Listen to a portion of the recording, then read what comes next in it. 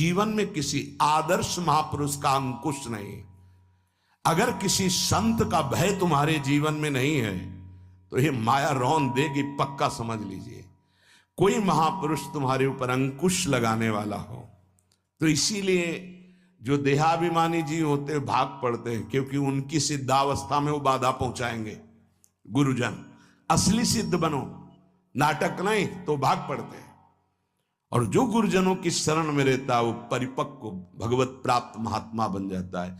इसलिए पूज्य बाबा कह रहे, पहला, किसी महापुरुष का अनुशासन है कि नहीं। प्रगट में अनुशासन जरूरी है, प्रगट में अनुशासन जरूरी है।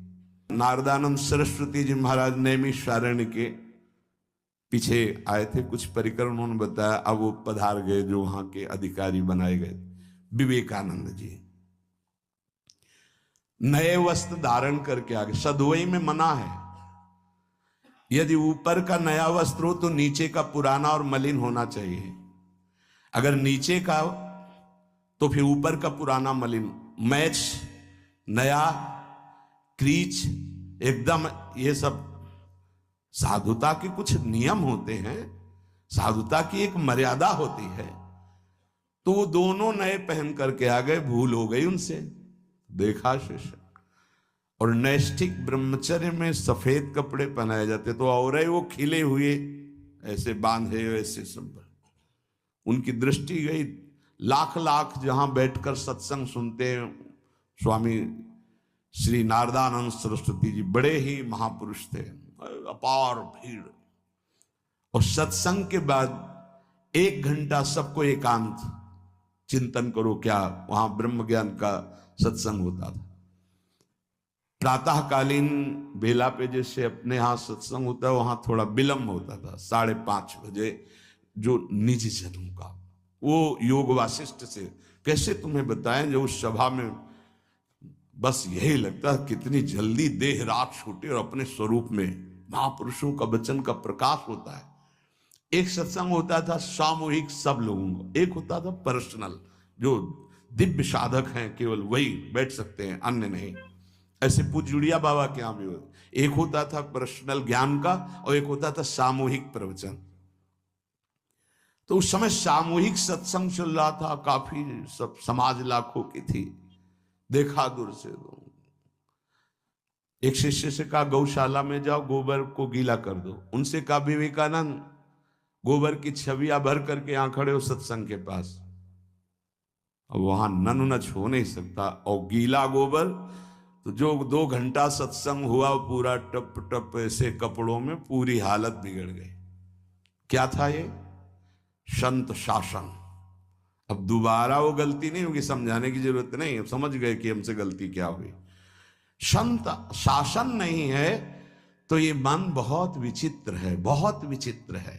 इसीलिए पहला, जो भी परमार्थ का पति को, चाहे ज्ञान मार्ग का, योग मार्ग का, किसी योग मार्ग की लौकिक ऊंचाई पर पहुंचे हुए कि गुरुदेव आए और उन्होंने कहा कि किसी कारण से शिष्य बढ़ जाए और अपने गुरुदेव की अवहेलना करे तो उसकी गति क्या होगी?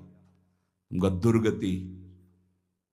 दुर्गति, दुर्गति के सिवा उसके आगे कोई शब्द नहीं है। गुरु को पीड़ा है और शिष्य परम पद में पहुंच जाएगा? नहीं नहीं, ऐसा नहीं हो सकता। अनुशासन अत्यंत आवश्यक है। किसी भी वैभव या लोक व्यवहार या लोक मान्यता बढ़ जाने पर अपने गुरु का अपमान, गुरु की अवहेलना, तो उसकी दुर्गति पक्की। देखो, ये मन है, ये इंद्रियां हैं, ये अहम है, ये केवल गुरुदेव से ही वश में आता है, दूसरी जगह नहीं आता। क्यों? क्योंकि दूसरी जगह उत्तर देने का अवसर है। दूसरी जगह हम नहीं मानते तुम्हारी बात, लेकिन वहां ना उत्तर है और ना नहीं मानते, केवल वहां मिटना ही मिटना है।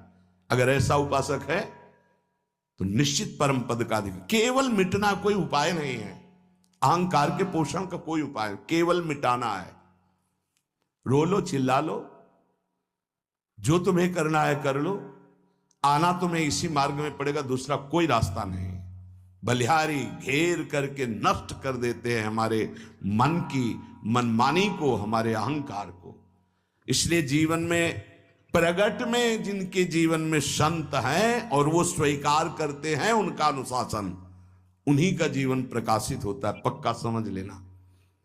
दूसरा, भागवतिक मार्ग में चलने वाले उपासक को सांसारिक पुरुषों की मित्रता करके उनकी संगोष्ठी में नहीं बैठना चाहिए।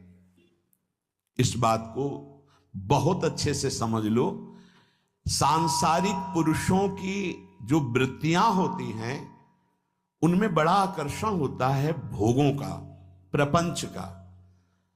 जो साधक भ्रमणशील हैं, अगर वो गृहस्थों के यहां जाकर उनकी सैयाओं पर सोते हैं तो उनकी दुर्दशा क्या होती है चित्त की, वो खुद अनुभव करके देख ले।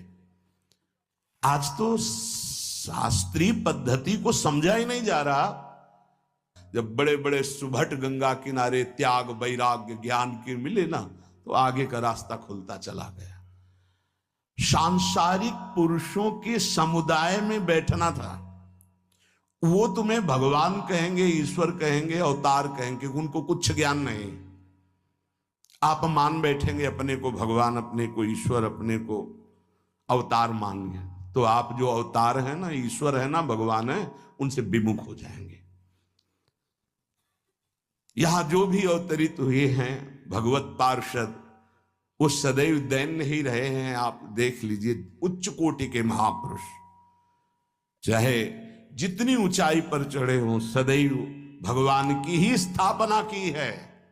भगवान के नाम की, रूप की, लीला की, धाम की, भगवत महिमा की स्थापना की है, अपनी नहीं, अपने पार्थिव शरीर की नहीं। ध्यान रखना, जितने महापुरुष प्रकट हुए भगवान की स्थापना की।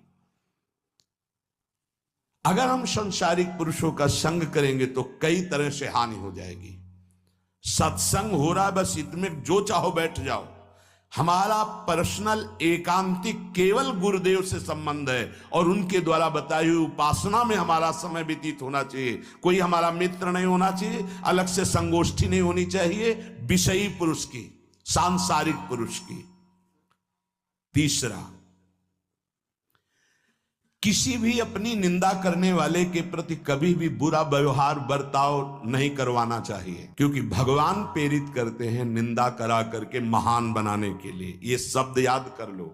जब तुम्हारी निंदा होने लगे, प्रतिकूलता होने लगे, विपत्ति आने लगे, संकट सताने लगे, तो जान लेना कि तुम्हारी अध्यात्म की भूमिका उठने वाली है, पक्का। ये अध्यात्म की भूमिका उठना बहुत कठिन होता है। अध्यात्म का प्रवचन कर लेना बहुत सरल होता है, नहीं? हाँ, चमड़ी को चिकनी करके और अध्यात्म का प्रवचन करने में कोई कठिनता नहीं।